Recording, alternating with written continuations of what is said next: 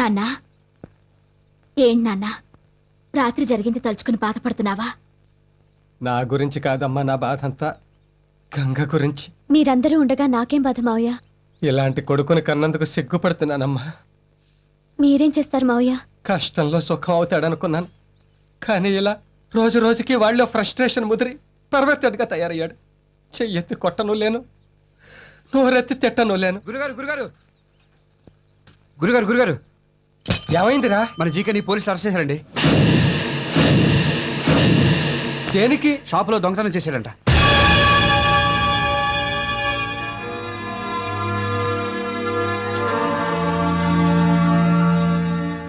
ఏమండి? అలవాటు లేని పని కదా, పట్టుబడ్డాడు. రెండోసారి దొరకళ్లే భాగ్యం. దరిద్రుడు ఆ చేసే దొంగతనం మీద ఏ బ్యాంకులోనే చేర్చావచ్చుగా, లక్షలు దక్కేవి. చెవురుకోండి. రండి గురుగారు, ఒకసారి పోలీస్ స్టేషన్కి వెళ్ళొద్దాం. విడిపించుకునే శక్తి లేదు, విడిపించుకోవాలనే ఆసక్తి లేదురా. అదేంటండి అలా అంటారు? వాడు మన కొడుకండి. నేను మమకారం లేక వెళ్ళను అంటలేదు భాగ్యం. ఇప్పుడు స్టేషన్కి వెళ్తే డబ్బు కట్టి వాడిని విడిపించుకోవడానికి వెళ్ళాలి, లేదా కడుపు మంటతో వాడిని కాల్చి చంపేయడానికి వెళ్ళాలి. మొదటిది డబ్బు ఉన్నవాడు చేస్తాడు, రెండోది ఏ డబ్బు లేని పేదవాడు చేస్తాడు. నేను మధ్య తరగతి వాడిని, ఏది చేయలేను. నీకు గుర్తుందా భాగ్యం, చిన్నప్పుడు వాడి డబ్బాలో చిల్లర డబ్బులు తీస్తే రోజంతా వాడిని గదిలో పెట్టి తిండి పెట్టలేదు. ఇది అంతే. కాదని ఎవరి కాళ్ళలో పట్టుకుని బతిమాలి బయటకు తీసుకొస్తే వాడికి ఇదే అలవాటు అయిపోతుంది. అప్పుడు వాడు మనకి ఈ మాత్రం కొడుకుగా కూడా మిగలడు. అమ్మ గంగ, ఎసట్లో ఓ గ్లాసు బియ్యం తగ్గించి పెడతానత్తయ్య.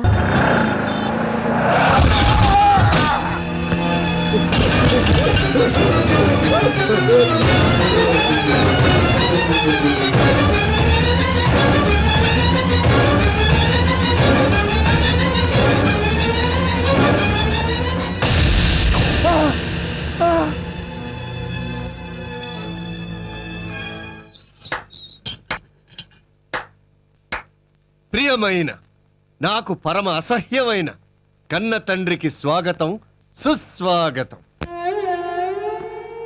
జైల్లో ఉన్న కొడుకు మొహం చూడనని ఇప్పుడు ఏ మొహం పెట్టుకొని జైలుకు వచ్చావు?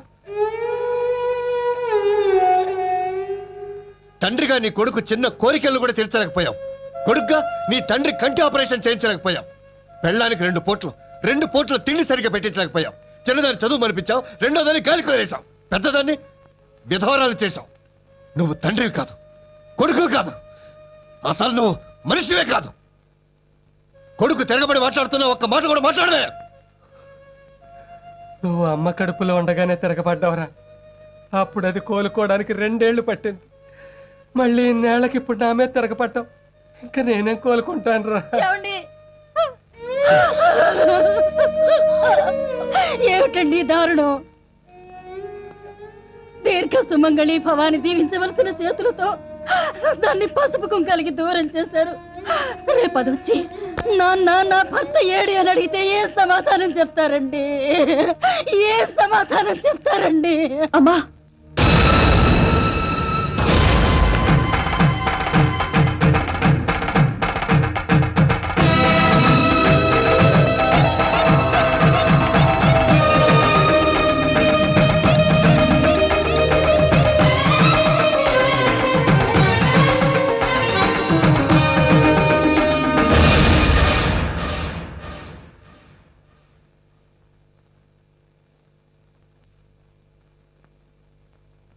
ఏంటి నాన్న అలా చూస్తున్నారు?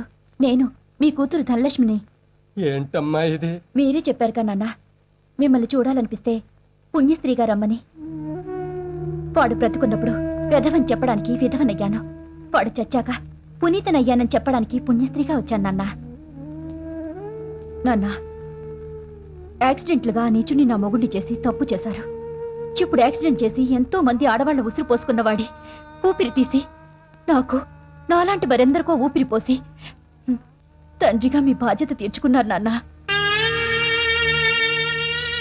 మీరు చేసిన ఈ మంచి పనికి జీవితాంతం రుణపడి ఉంటాను.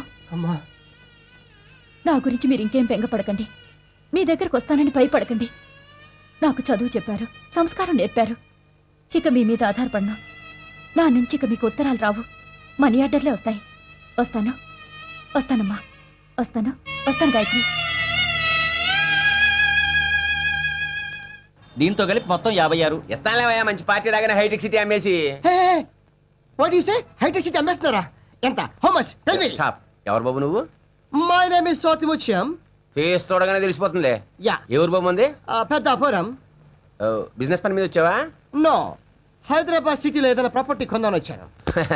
ఏం కొంటావు? మా ఆవిడ చీరలు ఆరబెట్టుకోవడానికి చార్మినార్ కొనిపెట్టుకుంది. ఏంటి చార్మినార్ ఎలా కొంటావు నువ్వు? మొన్న అమ్మేత్తేని ఏంటే?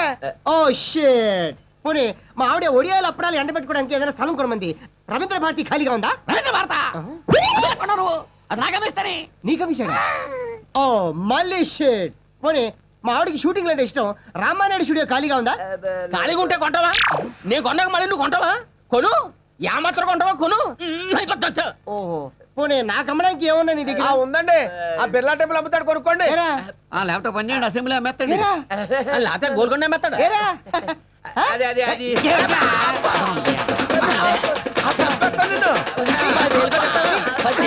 ఏరా?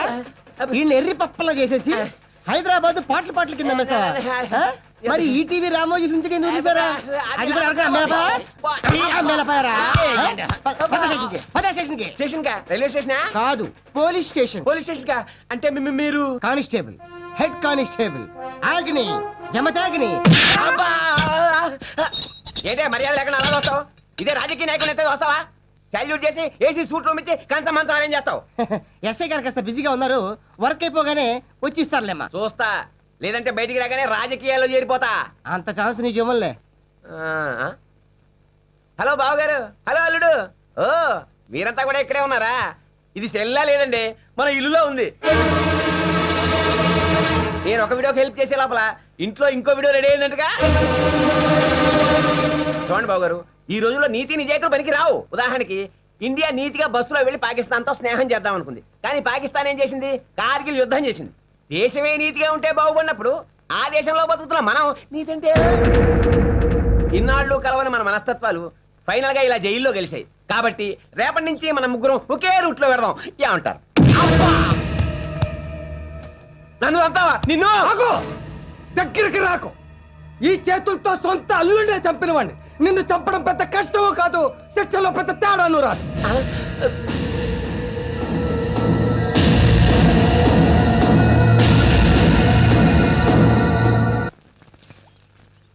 రే పట్టాబే, పాప మా గోవిందరావు గారి కుటుంబం గురించి ఆలోచిస్తా ఉంటే బాధ అనిపిస్తుందిరా. అవును, కానీ మనం ఏం చేయగలం? చేయగలరు.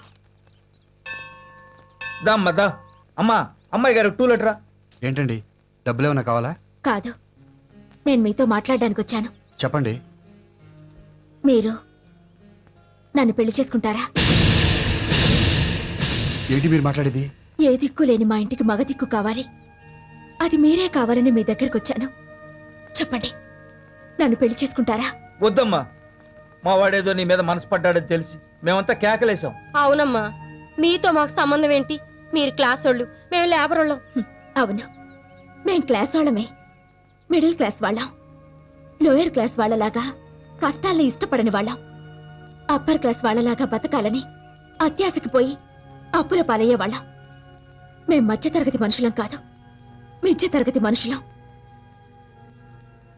మా ఇంట్లో వాళ్ళు రోడ్డు మీద పడకముందే నన్ను మీ కోడల్ని చేసుకోండి మావయ్య. అది కాదమ్మా. మీరింకేం చెప్పొద్దు.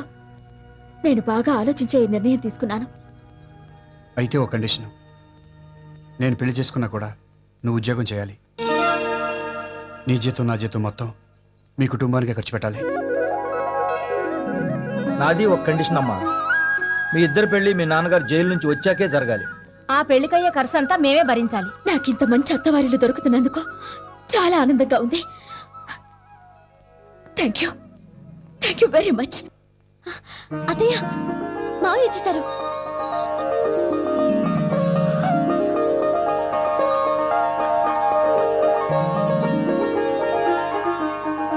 రండి మావయ్య. గాయత్రి, పార్వతి, మీ నాన్నగారు వచ్చారు. మంచిలు తెస్తా ఉండండి.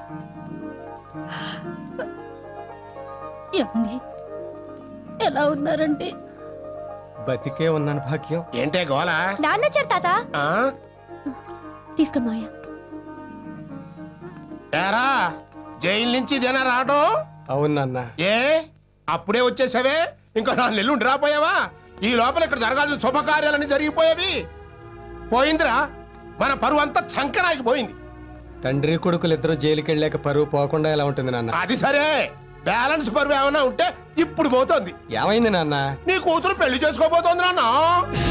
ఎవరు నాన్న? ఇదిగో నీ ముద్దుల కూతురు. గాయత్రికి పెళ్ళా? ఎవరితో? ఇంకెవరితో ఉన్నాడుగా, గత మిడిగుడ్లు వేసుకుని వస్తుంటాడు మన ఇంటికి ఆ లేబరోడు. నువ్వు ప్రేమతో ఉద్యోగం ఇప్పించావు, ఆ రిక్షావాడి కొడుకు. నిజమా అమ్మా? అవును నాన్న. విన్నావుగా, పెళ్లి చేయడం చేతగాన్ని ఇలాంటి దద్దమ్మలకు పుడితే వీళ్ళకి ఇలాంటి దరిద్రపు కొట్టు ఆలోచనలు వస్తాయి. ఇవాళ ఇదేమో ఓ రిక్షావుడు చేసుకుంటుంది, రేపదేమో ఓ ముష్టోడు చూసుకుంటుంది. అందుకే వద్దురా, వద్దు. నువ్వు నాకు కంటి ఆపరేషన్ చేయించద్దు. ఈ దరిద్రాన్ని నేను చూడలేను. రేయ్, రేయ్, రేయ్, రేయ్, రేయ్, నువ్వు నా కొడుకు గాను అసమర్థుడివే, తండ్రి గాను అసమర్థుడివే. ఛీ!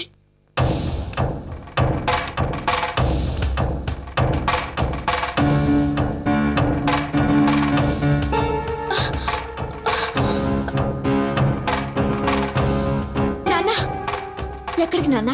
బయటికి వెళ్ళేటప్పుడు ఎక్కడికైనా అడగకూడదు. మీరేం చెప్పొద్దు. 3 లక్షలు ఒక్కసారి ఇస్తేనే ఇల్లు ఇస్తా. పోనీ ఇచ్చిన తర్వాతే రిజిస్టర్ చేద్దరు గాని ఒక్క నెల గడువు ఇప్పించండి. అలా కుదరదయ్యా. అవతల ఇంకో పార్టీ క్యాష్ పట్టు కూర్చున్నారు. ఏదో మీరు అడిగారు కదా అనేసి అడ్వాన్స్ తీసుకోకుండా ఆగా. మీకు కావాలంటే రేపు ఉదయం కల్లా 3 లక్షలు తీసుకొచ్చి ఇస్తేనే ఇల్లు మీకు దక్కుతుంది, లేకపోతే ఇల్లు దక్కదు. ఇక మీ ఇష్టం. రండి గురుగారు రండి. రండి. ఏదో పనిలో ఉన్నట్టున్నారు. ఉన్నట్టుకురా. ఏమి లేదండి, ఆ వీరాస్వామి ఇల్లు 3 లక్షలు బేరం కుదుర్చుకున్నాం. మా డిబ్బీలో 2 లక్షలే ఉన్నాయి. ఈ ఇల్లు అమ్మితే ఓ 70,000 వస్తుంది. మిగతా 30,000 గురించి ఓ నెలాగమంటే కుదరదంటున్నాడు. నేను మీకు ఎంత ఇవ్వాలి? ఇప్పుడు ఆ విషయం ఎందుకులేండి. లేదురా, మీ దగ్గర తీసుకున్న 30,000 నేను ఇచ్చేస్తా. మాకు ఆ ఇల్లు అంత అర్జెంటుగా కొనాలని ఏం లేదండి. కాకపోతే ఆ ఇల్లు బాగుందని కొంచెం ఆశపడ్డాం. మీలాంటి మంచి మనుషులకు మంచి ఇల్లే దొరుకుతుందిరా. మా ఇల్లు మీకు ఎలా ఉంటుంది? మీ ఇల్లా? అవునరా, పెద్ద ఇల్లు, 2 బెడ్రూములు, చిన్న కారిడారు, బోల్డంత దొడ్డిరా. పైగా వాస్తు మంచిది కాబట్టి ఎన్ని కష్టాలు వచ్చినా నా గుండె ఆగిపోలేదు. ఏంటండి మీరు అనేది? నేను మీతో పెళ్లి విషయం మాట్లాడదామని వచ్చాను, కానీ ఇక్కడికి వచ్చాక ఇల్లు విషయం మాట్లాడాలనిపిస్తోంది. రే, ఆ 3 లక్షలకే మీరు నా ఇల్లు కొనుక్కోండిరా. మీ దగ్గర ఉన్న 2 లక్షలు నాకు ఇచ్చేయండి. నేను మీకు ఇవ్వాల్సిన 30,000 పోను, మిగతా డబ్బుకి మీ ఇల్లు నేను కొనుక్కుంటాను. భలే ఊరే, మీరు అసలు మాకు ఏ అప్పు తీర్చొద్దు. రే, నువ్వు జాలిపడి దానం చేసిన మిగతా అప్పుల వాళ్ళు ఊరుకోర్రా. మీరేం చెప్పినా మేము ఒప్పుకోండి. మీరిల్లు అమ్ముకోవడం ఏంటి, మేం కొనుక్కోవడం ఏంటి? ఇల్లు అమ్మేసి నేనేం చెడిపోవట్లేదమ్మా, ఇంకో ఇల్లు కొనుక్కుని నేను బాగుపడుతున్నాను. ఊరుకోండి గురుగారు, ఇది ఇల్లేంటి? 4 ఇటుకలు 4 కర్రలతో వేస్తాను. నా స్థాయికి ఇదే కరెక్ట్ రా. ఈ ఇల్లు చాలా చిన్నదై గోరు. అందుకే కావాలంటున్నాను రా. ఇల్లు ఎంత చిన్నదైతే అంత చిన్నవి అవుతాయిరా. మా కోరికలు ఖర్చులు ఇలాంటి ఇంట్లో ఉంటే చుట్టాలు రారు, కరెంటు ఖర్చు ఇంటి పన్ను తక్కువైపోతుంది. నా ఇల్లు మీకు అమ్మి మీ ఇల్లు నేను కొనుక్కోవడంలో ఇంకో స్వార్థం కూడా ఉందిరా.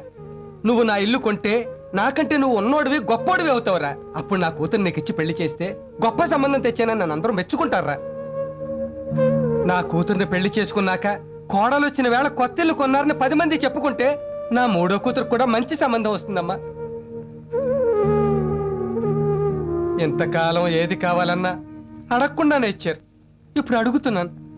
ఆ 2 లక్షలు ఈ ఇల్లు నాకిస్తే నా అప్పులు అవసరాలు తీరి నా కష్టాలన్నీ గట్టెక్కుతాయి. దయచేసి కాదనకు దేవుడు.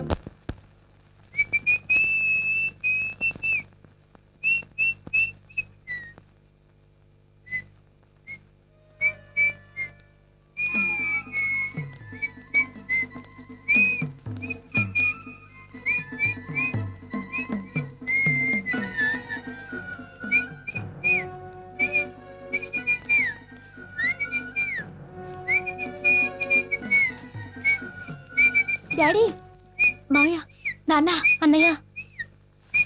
రేయ్, ఏమండి, ఏమైందండి మీకు? మధ్య తరగతి వాడు నవ్వినా అనుమానమే. నాకేం పిచ్చి పట్టలేదు, ఎవ్వరూ భయపడకండి. మనందరి కష్టాలు తీరిపోయే మంచి రోజు వచ్చేసింది భాగ్యం. అమ్మా, నీకు చాలా గొప్పింటి సంబంధం చూశానమ్మా, మనకంటే బాగా ఉన్నవాళ్ళు.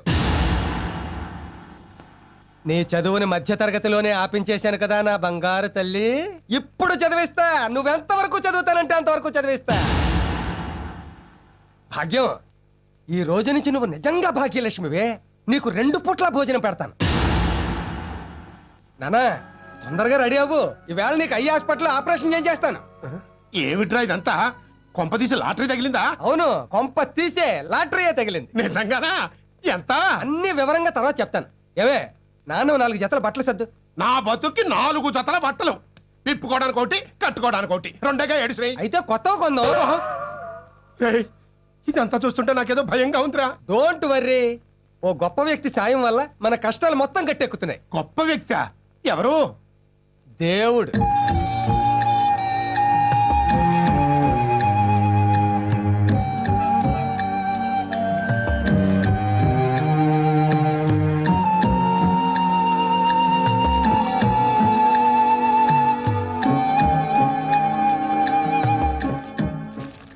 నాన్నా, మ్మ్. ఇక్కడ సంతకం పెట్టు. ఆటోగ్రాఫా? కాదు, ఆపరేషన్ చేసే ముందు పేషెంట్ దగ్గర సంతకం తీసుకుంటారు. దేనికి? ఆపరేషన్ లో కళ్ళు పోతే మాకేం బాధ్యత లేదనా? కాదు నాన్న, వాళ్ళ ఫార్మాలిటీస్. ఫార్మాలిటీ అయితే మాత్రం చదవకుండా సంతకం ఎలా పెట్టమంటావు? చదవడానికి నీకు కళ్ళు కనిపించట్లేదు కదా, అందుకే ఆపరేషన్ చేయించమంటున్నా. సంతకం పెట్టందే కళ్ళు ఆపరేషన్ చేయరు. అదొకటి ఏడ్చిందా? సరే, ఈ గుడ్డి కళ్ళు బాగుపడటం కోసం గుడ్డిగా సంతకం పెడుతున్నా. ఎక్కడో చెప్పు. ఇదిగో ఇక్కడ. ఆ,